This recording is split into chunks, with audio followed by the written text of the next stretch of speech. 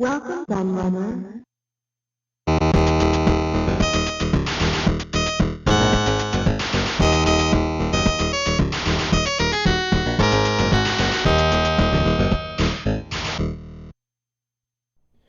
Hello everybody, Q&A the Laird here, and I've got a new book preview for you today because this is my latest book, as those of you who follow my channel will know, because I've talked about it a couple of times on my community tab, mentioning first of all it was coming out, and then mentioned when it was come out and available for sale, because you can already go and buy this. So it is available to order from Amazon worldwide. Doesn't matter where you are.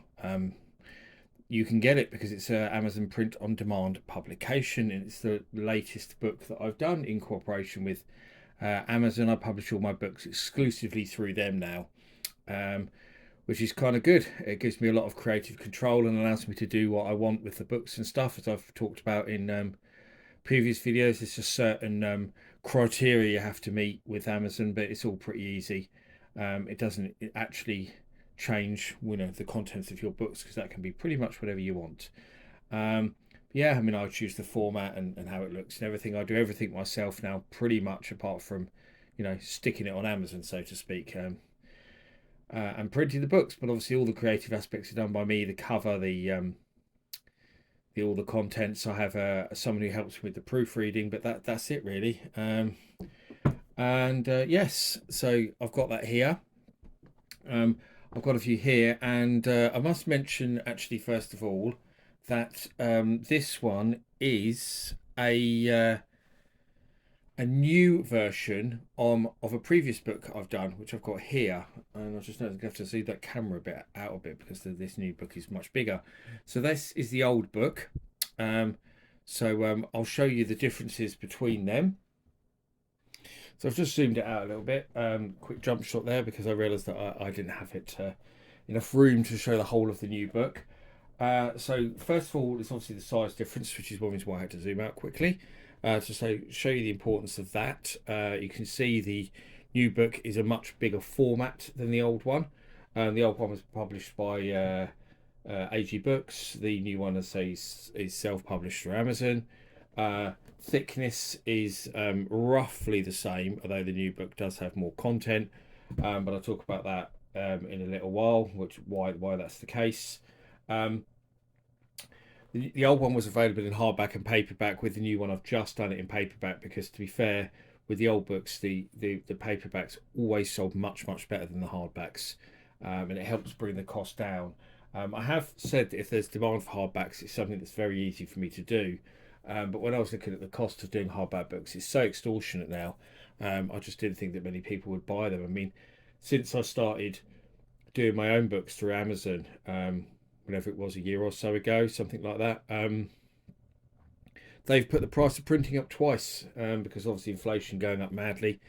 And some countries it costs more to print than others as well. So that's the other thing you have to look out for, is if you're publishing worldwide like I do, you have to look at the cost for publishing in each country, not just the UK or whatever it is you're publishing from, because the books are printed in those countries. So yeah, that can make things a bit more complicated as well. But yeah, the price of printing has just gone up ridiculously high, obviously, because of the cost of energy. So yes, so that's that out of the way. So obviously a much cleaner cover I've gone for as well. The old cover was actually designed by them rather than designed by me, but I've gone with this cover because it keeps a theme that I've done with my previous books. I'll just grab one that's behind me. So, for example, the Atari 2600 book I did last, which was also a second edition book. You'll see I've got 6 different versions of the Atari 2600 on there. Well, and it's 1700, but it plays 2600 games, doesn't it? If I'd have known about the Plus, this book came out just before the Plus was announced. If I'd known about the 2600 Plus, I no doubt would have put that on the cover as well, to cash in a bit on that. But I've got the flashback and handheld and the console on there, so I've got a couple of modern ones on there anyway. But yeah, so I've done that with all my books. I've got all of them now. I'll go with this same format and just change the colours. And the reason why I actually went for these rather garish colours will probably be obvious to anyone who owned a Spectrum, but cyan and magenta are kind of synonymous with the Spectrum, because two very bright colours in the palette. two colours a lot of other computers didn't really have, to the extent that the Spectrum had. Certainly not the Commodore 64. Didn't have a cyan or magenta or anything like that really. So yeah, those colours I think very much symbolise the ZX Spectrum and pop out a bit. So I liked the use of using those colours on the cover, and I've gone for 6 different models. Obviously the original ZX Spectrum, the Plus, which is the next model, the 128K Plus with its big heatsink, the toast rack, in other words, the first Amstrad Sinclair, the Plus 2, then the Plus 3, and then I've gone with the Spectrum Next there as well. Someone actually questioned why the Next was on the cover and said, are you covering Next games? Well, no, because it's a Spectrum book, it's just Spectrum games. The Next can play Spectrum games, obviously. Maybe I'll include Next games in a future one, but certainly not in Volume 1. I think that needs to be about the Spectrum. But I did originally put the Vega in that spot on the original version of this cover. I had the Vega there, but I thought the Spectrum Next I think is a better example of a modern day Spectrum that shows the Spectrum's legacy than the Vega. Although obviously the Next is a more advanced machine that plays its own games and stuff as well, whereas the Next is just emulating the original. The Vega, sorry, is just emulating the original Spectrum. But that was my choice for that cover. So I thought it was nice to put the Next there. The Next is mentioned a little bit within the book, which I have mentioned as well anyway. So it's not like that's the only reference to it is on the cover. Obviously a bit about the book on the back. I don't need to read that out, and a picture of me and stuff and all of that business. So we'll have a look through the book so I can show you what it's about. Obviously I'm not really reviewing the book because I wrote it, so I'm not giving it a rating or anything like that. I just want to show you a little bit about what this book is about, and I'll show you the differences to the old book as well, because for those of you who bought the old book, they might want to know what the differences is in this new version. So we've got our contents, we've got our introduction, which is a new introduction, and then it starts off with a story about the last Sinclair computer. I'm only going to show you those pages there because I don't want to spoil that story, because I go into lots of different areas talking about, obviously you can see the PC200 there, but I talk about lots of other Sinclair computers in there as well, so that's quite an in-depth article, and that's completely new to this edition of the book. There was nothing like that in the previous one. Then after that we go into the game reviews. That's a few pages long, that article. As you can see, I've skipped a few pages. And so we go into the game reviews, which is 2 per page, with a screenshot, an info box, and a write-up. So yeah, like that, as you can see. So obviously Advanced Pinball Simulator, Codemasters of the Year, what type of game it was, commercial, because obviously there'll be some that are homebrew in here. There's some that are public domain, for example, some that are unreleased, actually prototypes. There is a few in here, I think, to make it interesting. So it gives you the info, and I'll show you the difference now between this and the original one. So if I show you the game reviews, so if you can see, in fact I might even be able to show you that pretty much that page, because there is new stuff in here though that isn't exactly the same. So you can already see there we've got mostly the same, apart from down there you've got Agent X2, and in this book you had Alien Destroyer, because there's different games in this book. It's not exactly the same games, because this book had, I'll give you the background, this original book had 260 game reviews in it, because it was based on the 3 original Kindle books I did for the Spectrum, the A to Z Kindle books, which had 3 games for each letter of the alphabet in them. And so if you put those 3 books together, you had 9 games for each letter of the alphabet. I thought it would be nicer to add an extra 1 to give this book more content, and to give it something over the Kindle books. So I added an extra 1 for this book, so then it had 10 games for each letter of the alphabet instead of 9. So the total count was 260, but the new book takes that figure over 300, just over 300 reviews in this. There's quite a lot of new stuff. So yeah, so obviously the layout is completely different, and much bigger. The text has more space to breathe. As you can see, the text on these old one is very, very cramped. The text is roughly the same size. It's very cramped in with these boxes. A lot of people said it felt cramped and it just needed a bit more room to breathe, which this does. I think the layout looks a lot nicer. I was not responsible for the layout on the old books. I had no input into the layout at all. I just submitted the text. They did the layout. They did all the proofing. But with the new books, obviously I'm doing it all myself, so it's my layout, and I'm in charge of the proofing on the newer books.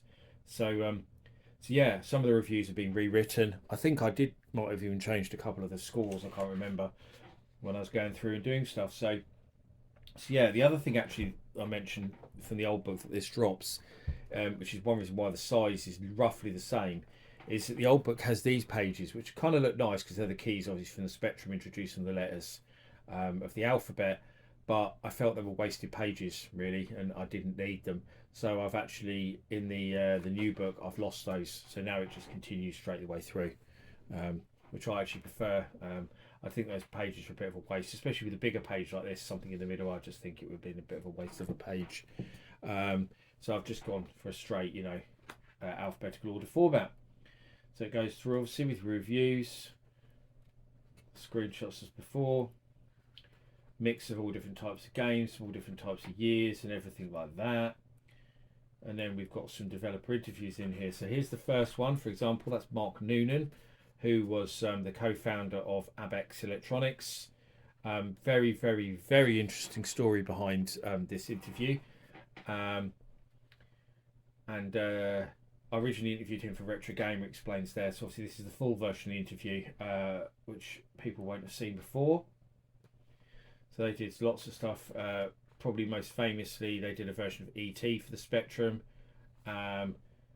which is quite and they had some good people who worked for them, like Costa Panay worked for them, who did Cosmos. So yeah, that's a good story. And then we go back into reviews. So we go through, as you can see, all in colour. Keep the same format throughout. Then in our next interview, there's 3 developer interviews, and just to reiterate, there was no developer interviews in the original book, none at all. It was just game reviews. So these 3 developer interviews are completely new content, as well as the extra reviews that are in here. Obviously, the 40 odd extra reviews, the new intro, the new article on the last Sinclair at the beginning as well. They're all new, so all new features of the book.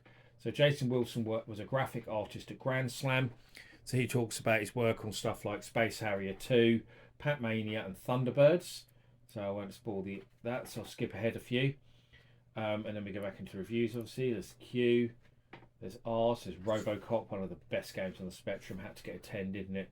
Road Blasters, Route Dangerous, River Raid. Some more School Days, another Spectrum classic. We've got loads of the classics in there. There's Star Wars, Starquake. There's a homebrew game, so we've got Sudoku there, homebrew game. There is some homebrew, not loads. I didn't want to overdo the homebrew part because I wanted it to be more nostalgic, concentrating on the games that people remember playing, like Turbo Esprit, another absolute classic. There's loads of the big hitters in there like that, but also some stuff that you won't know, like Urano, for example. A lot of people won't be aware of that game probably. There's another homebrew there, All Quest for Money. There's cover tape games like Pac-Man. You might remember getting that on your Sinclair magazine. So I've done some cover tape games. Got a lot of nostalgia for the old cover tape games. There's quite a few of them in here. And then once we get towards the end, we have one more developer interview, which I want to show you briefly. So Stuart Middleton. Stuart Middleton worked for Elite, and then he did some games of his own for Mastertronic, amongst other stuff. So it talks about all of that stuff, working with Elite and all of that. So yeah, and most famously probably Universal Hero is probably what a lot of people know him for, the Mastertronic game. And then there's just a little bit at the back which is just about one of the books. So for example, you can see I was talking about the style with the covers there. You can actually see it there. All of them, even the arcade book, use that same style because I wanted the books to look uniform on the shelf. That was actually something I didn't like much about the original books I did with AG Books, because they changed the cover design totally for every single book that I did, so that they weren't consistent. And with these ones, if you put them all on the shelf, the only thing that changes is the colours. I keep all the fonts the same, all the designs aspects the same. So basically you can build a collection of books that all match on the shelf, which really satisfies my OCD. And I've had quite a few comments from people saying they like the fact I've done it like that as well. So the feedback on that decision to do them like that has been good as well, which is nice. But that's it really. That's all to show you. In terms of prices, it varies obviously because it varies by market. The UK price is £20, but that varies. I think the EU price is €25, but obviously you have countries charge different tax rates. So the price of the book can actually change from one EU country to another based on the tax rate in that particular country. It is available in the US as well. The US has the highest printing costs. It's really, really high. So I think the US book is £30, 30 not £30, $30. But I can't see me selling many Spectrum books in the US. But you never know. I was quite surprised actually with some of my books where they've sold. Like the MSX one that I did actually has been a lot more popular than I thought it would be. And I've sold MSX books to just about everywhere you can think of. It's actually crazy some of the countries that I've sold MSX books in. I was really pleased to see. I think there's no book that I've done that's been sold in as many countries as the MSX book has. It's really awesome actually. All sorts of places. So yeah, that's it really. There's not a lot more to tell you about this. It's available now. There will be a volume 2. People have already asked, hence why it's called volume 1. That's why, because there will be a volume 2. And the volume 2 is about 3/4 written, I want to say. Maybe a bit less. I think it is about 3/4 written though. It's not far off. I've been working on it on and off for a while now. Once I got this one sort of finalised in most ways. I mean, I try to do a bit of writing every now and again, and I work on different books at different times, so I don't have to write about the same subject all the time. It stops it getting too boring. But yeah, there will be one. I'm not sure when that'll be though. Perhaps later this year. Don't know. We'll wait and see. I don't like to rush these things. I do them when I'm ready to do them, and I have a lot on because I'm moving house again soon and stuff. In fact, I think when this is out, I'll be moving. I'll either be on holiday or moving house because I'm going on holiday then moving house. So yes, busy, busy, busy. But that's it. Anyway, I hope you enjoyed my preview of a Compendium of ZX Spectrum Games Volume 1 2nd edition. I've been the Laird, as always. I thank you for watching, and I'll see you all again for another video very soon. Bye bye.